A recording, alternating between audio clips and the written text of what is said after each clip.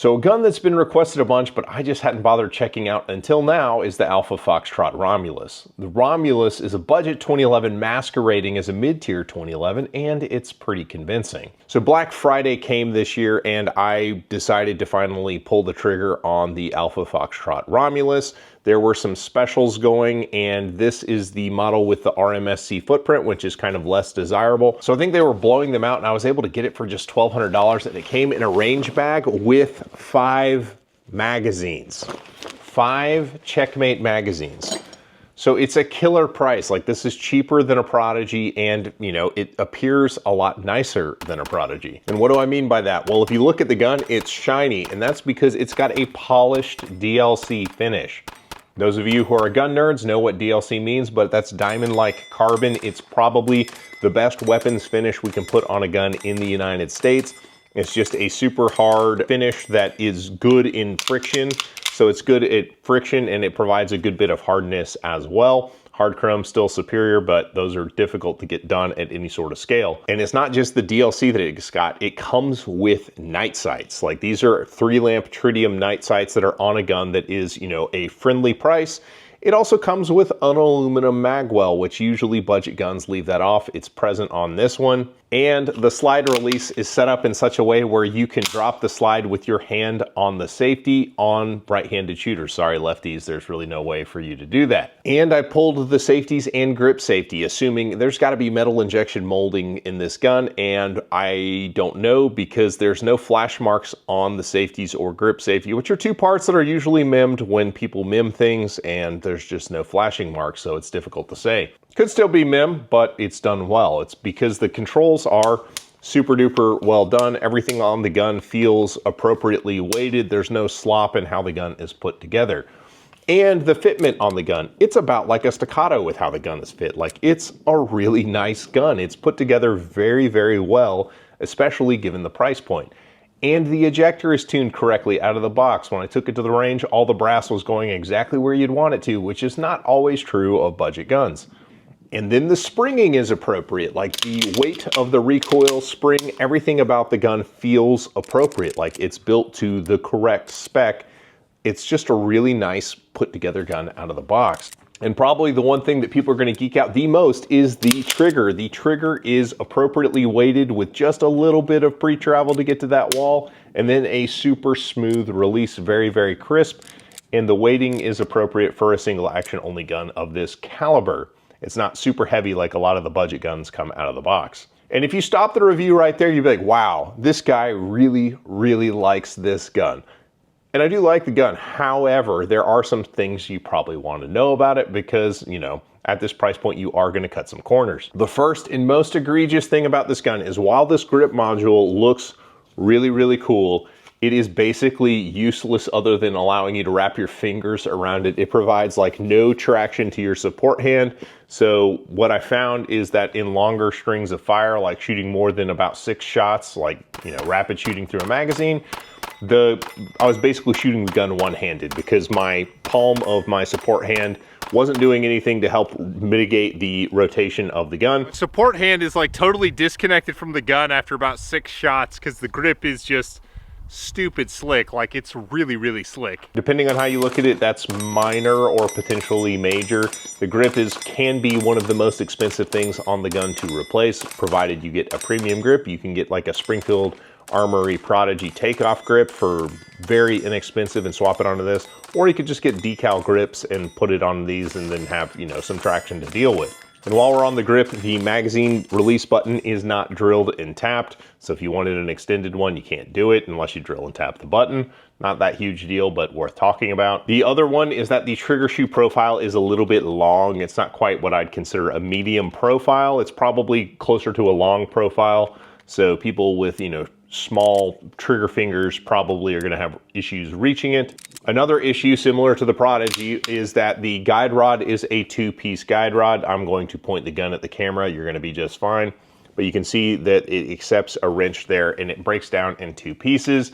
Problem with these kinds of guide rods is that if you don't put them back together properly, the guide rod can walk apart and the spring can bind in the threading on the guide rod. So Two-piece guide rods are kind of terrible, and if you're serious about, running the rounds up on a gun like this, you're probably going to do well to ditch that guide rod for a one-piece guide rod. Another issue that I don't particularly care about, but I know a lot of you guys do, is that the warranty on these guns stated on the website is only 1 year. Now keep in mind that the 2011 is a platform, and you are basically buying into what is effectively a double stack 1911. So you can find a local gunsmith who is competent at working on 1911s and have your gun looked after. You save the time on shipping. It does cost you a little bit of money, but generally speaking, it's a lot easier to service your gun with a local gunsmith than it is to just send it back to the factory for, a spring wearing out. Shout out to Chuck at TechStar. They're awesome. And probably the one thing that betrays it is not being a mid-tier. And when I say mid-tier, I'm talking about like a $3,000 2011. Because, a high tier would be like a $5,000 plus 2011. The one thing that betrays it as not being mid-tier is the accuracy. So I took my Buffalo Creek 115 range loads to the range, shot 2 10-round groups off of the rest, and the results were okay, but they weren't remarkable. Just for comparison's sake, this is what an Atlas Athena will do with the same ammo. This is what the Fowler Vanto will do with the same ammo. And even the Tanfolio Stockmaster Extreme can do this with that very same ammo. So the gun is accurate, it's just not really accurate, which is kind of what you want on these pistols, but it is accurate enough. Like you could compete with this and feel good about it. It's plenty accurate. It's just got so much going for it that you want it to be, the same as the big stuff. And, the groups just don't hold up quite like they do on the more expensive guns. And another reason I'm reviewing this gun is my Patreon supporters requested showing kind of a build video of elevating a more basic 2011 to be kind of competitive with a mid or high tier. So I'm going to be doing that video featuring this gun as the basis to build it. So be sure you subscribe to the channel if you want to see how this kind of progresses and how it ultimately shakes out against that Masterpiece Arms and the Fowler Industries. And for thoroughness, I did shoot it back to back with 2 other budget offerings. I have a 5-inch Prodigy and a 5-inch Live Free Armory Apollo. Without even shooting the guns, I can tell you that if you just hand me the guns, the gun that feels like it's the most expensive and the best gun is clearly this gun.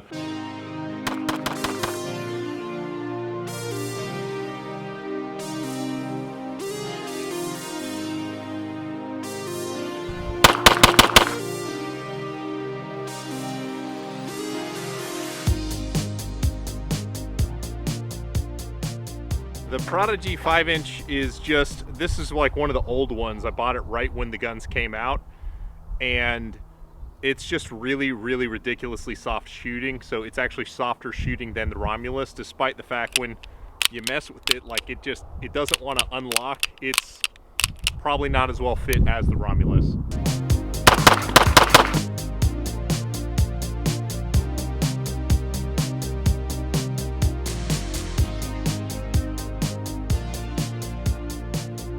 Crazy cadence on it, couldn't really tell you why. Well, I can tell you why. It's like 30 something degrees out here and I'm trying to film. So that was legitimately trigger freeze, but not a huge difference. I will say that the Springfield Armory Prodigy shoots the softest, but I would probably put the Romulus at number 2 and then the Apollo at number 3.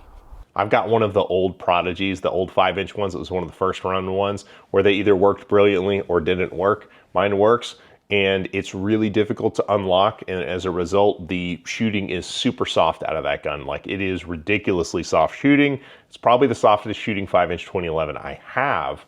In that matchup, I would probably pick the Prodigy despite its inferior trigger and fitment on controls to the Romulus and finish and everything else, because the grip is really good and I'm more of a grip guy, but that can be remedied pretty easily on the Romulus. So how can a gun that's this good cost as little as it does? Well, just look no further than Alpha Foxtrot's own website.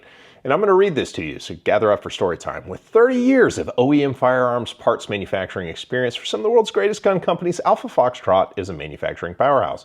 Alpha Foxtrot's parent company, Dasan Machineries of South Korea, is one of the largest producers of firearms components for the US commercial and global firearms market. That's really all you need to read. So what ended up happening is Dasan, which is a South Korean-based firearms OEM parts manufacturer, is churning out a ton of these 19, 20, 11 parts from what I hear in industry gossip. Other guns that you can buy in the US market that are made in America feature Dasan parts. And because Dasan is the parent company, they're probably using Alpha Foxtrot to kind of sell some of the excess capacity, excess stock of their machines on these runs. And that's pretty cool, but that's not to say that they're not, doing stuff in America. They've got an 80,000 square foot machine shop in Duluth, Georgia. An 80,000 square foot machine shop is pretty big. Some of the bigger names that you'd recognize only have like 250,000, 300,000 square foot ones. I've been to a couple of those. So 80,000 is nothing to sneeze at. That still can have a lot of machines in it. So pretty big operation on the US as well, but with the South Korean help. So as it sits right now, I think the Alpha Foxtrot probably occupies the top budget 2011 spot. I think it is one of the best put together. It feels the best. It looks the most special of anything in kind of that sub $1,500 price point. It has probably my favorite slide stop for a 2011 period because it makes sense, and you can drop the slide with your strong hand thumb, which is something I think we've all wanted from our 2011 guns. If you're just a dude who shoots only at indoor ranges and you don't shoot rapid fire because they don't let you do that in most indoor ranges, then you're probably not even going to get into trouble with the OEM grip that comes on the gun because you can't shoot fast enough to realize that it's slipping against your hand anyway. But it's a pretty awesome gun for an incredibly fair price. In fact, I'd say it's definitely underpriced. What they show on their website is being that kind of $1,500 price point gun. It feels a lot more appropriate given the quality of this gun. For what they're blowing these guns out for like 12 to 1,300 bucks now, I think it's probably the best thing going by a lot. And I've got most of the 2011s that are, in that budget category at this point. And I can tell you, like, it stomps the Mac by a lot. Like, the Mac is just, the finish is nowhere close. The fitment feels looser. It's got slippery grip issues as well. I think that this is the play if you're looking for a lower cost 2011. It's got the bones of a great gun. If you want to see this great gun compete against, guns that are 3 and 5 and 6 times as much, be sure you're subscribed to the channel. Otherwise, you can check out this video on another budget 2011